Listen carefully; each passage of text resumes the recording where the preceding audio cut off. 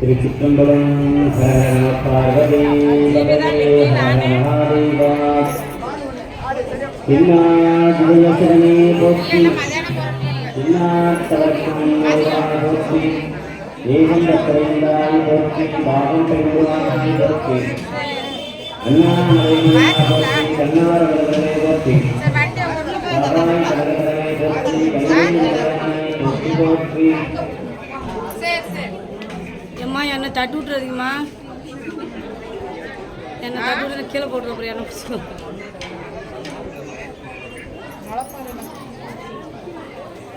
அப்புறம் என்ன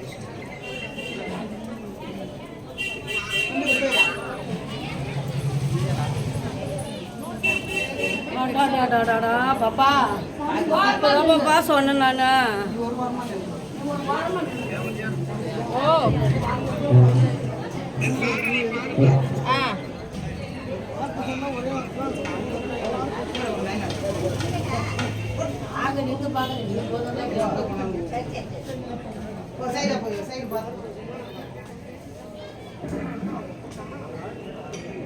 நான் கூட நில்றா யோர் இச்சுங்க நீக்கடா கண்ணாடி போட்டுருக்காருல அவரு கட்ட பெட்ட வாங்கந்தா கட்ட கூட பெட்டிக்கா உடிச்சிட்டு கூடாது. இது சூசி பட்டுன்னு ஒரு தட்டு உடிச்சு ஆண்டு கணக்கு எனக்கு எல்லாத்தையும் பொத்துன்னு போட்டு போவோம். உடிச்சிடாக்கா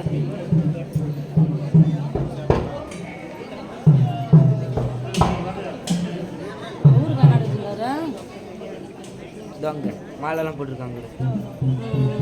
ரிச்சாரியா சரி அது பொட்டு போயிடுது போயிட்டார் சூடு கேமரா போயிட்டு சூசிக்கா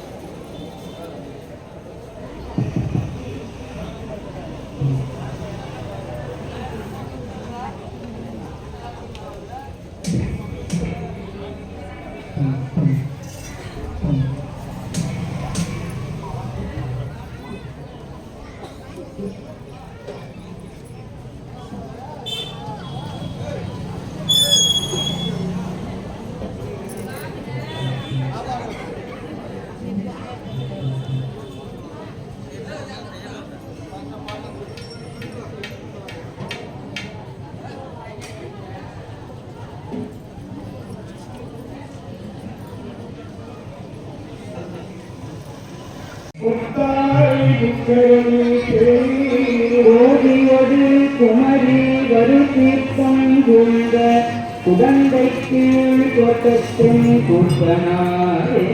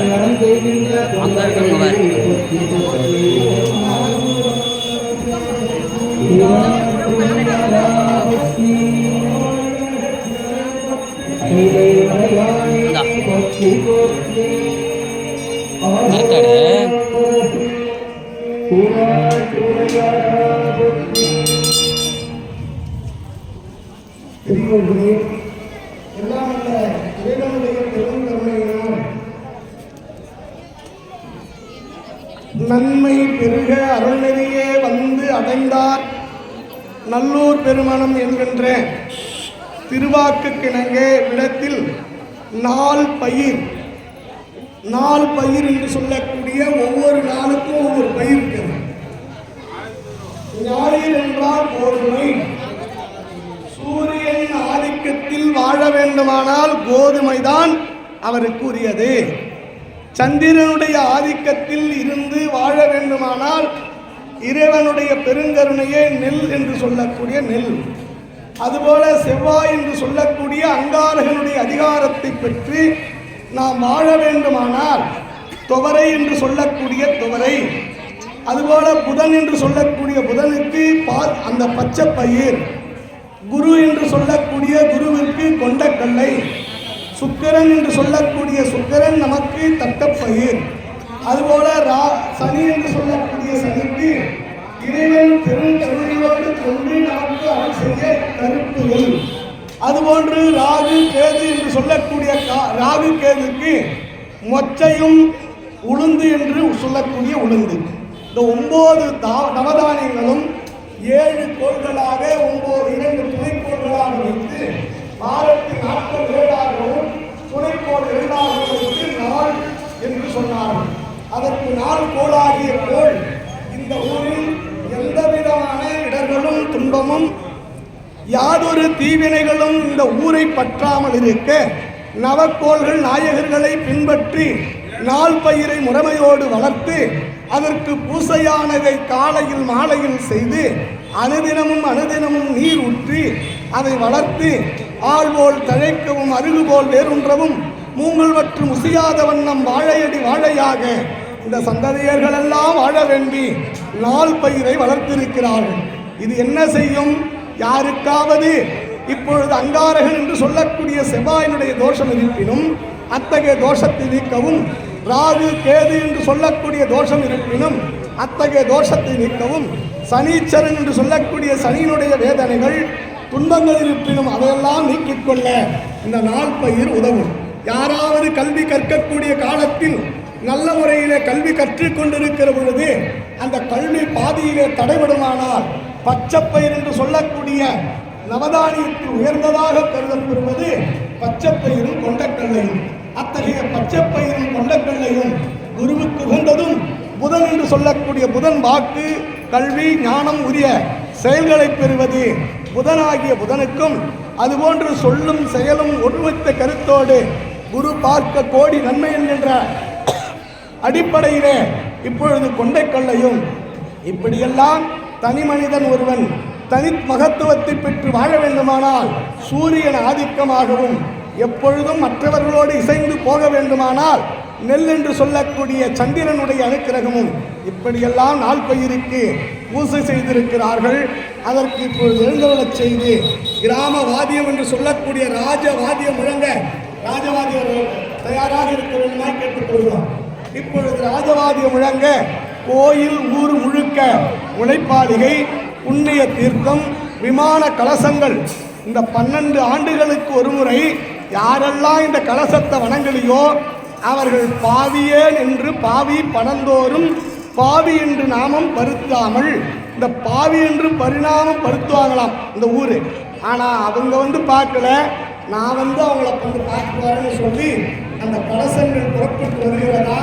அதனால் கோபுர கலசம் கோடி புண்ணியம் உங்களுக்கு தருவதற்காக உங்கள் ஊர் முழுக்க வளமாக வர இருக்கிறார்கள்.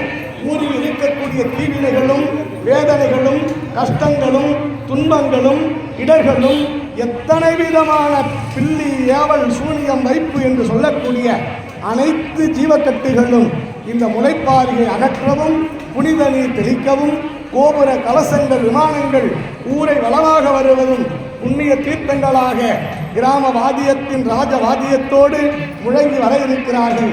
எல்லாரும் கண்டு பேரானந்தம் பெற வேண்டுகின்றோம். ஓம் தோழி மங்கன் விடமுண்டகண்டன் நிகழல்ல வினதரவி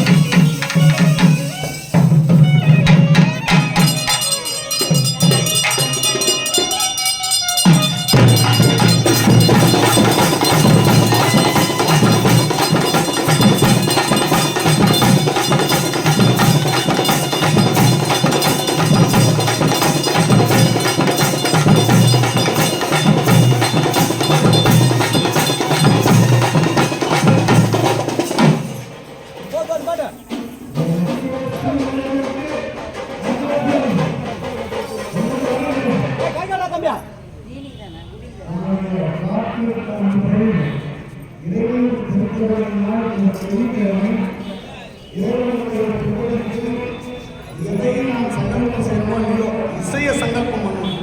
இசைய சங்கல்பம் பண்ணிட்டோம்னா இறைவன் மயங்கி அருள் செய்வான். அதுக்கு சாமகானம் என்றே பெயர். இறைவனுக்கு ஒரு மந்திர சொற்கள் சாமகானம் என்று பெயர். அப்படி விளக்கேத்து விளக்கேத்து வெள்ளிக்கிழமை